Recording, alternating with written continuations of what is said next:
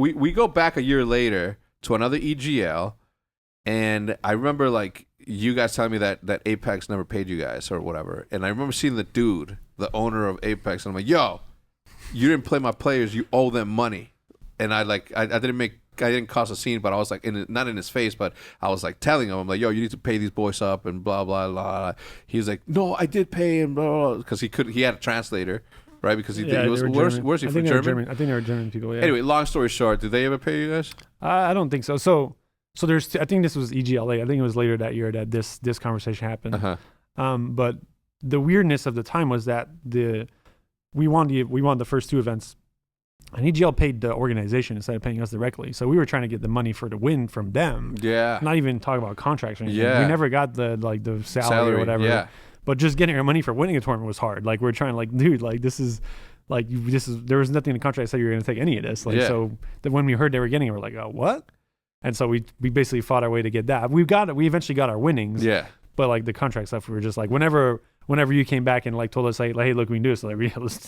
We never left you because of anything but the fact that we couldn't compete. So we're like, yeah, let's just do this. So. I remember the video that you and I made together, making the announcement that you guys gonna go compete for Apex, and it's still on my YouTube channel somewhere.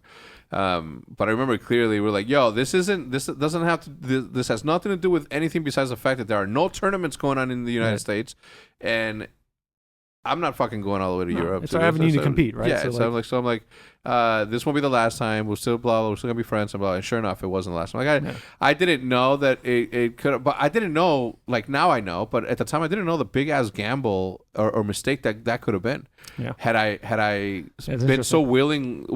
The thing is this: I was on such a high back then. You know, my YouTube channel was popping. We were making so much money on YouTube videos and top 5 kill, and I mean, you name it.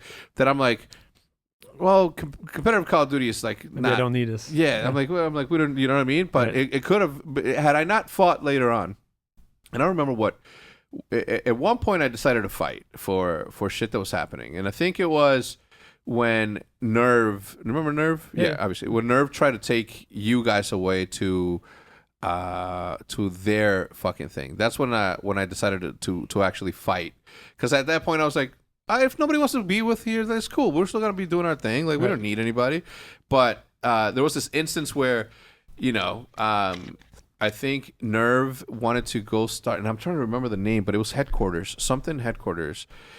He wanted to take everybody. He wanted to take you. He wanted to take Big Timer. He wanted to take Merc and Predator and everybody. And I'm like, no. And I'm like, yo, you guys are going somewhere where there's no plan, there's no this, there's no that. Anyway, long story short, the mutiny that was about to happen against me and Optic at the time was put to a goddamn end right away. And Nerve, who I have no problems with and I wish him nothing but the best, was exiled from the love that was Hector's love. You know what I mean? Hector's love. You don't want to be exiled from Hector's love. Yeah, my love reigns supreme, baby. I love everybody. He's got big love.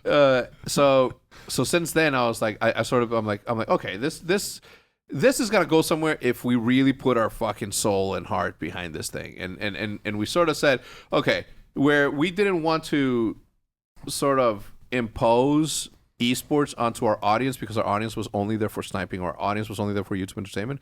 We're like, all right, we have an opportunity here to really be the biggest, right? We have a good opportunity to mean something. So immediately we're like, all right, we're gonna start collabing with these players and blah blah. That's where like sort of the Nadeshot, you know, story sort of begins with his YouTube channel, Snipers going ham with him and Predator, and obviously the massive platform that was a 300,000 channel that was Optic Nation.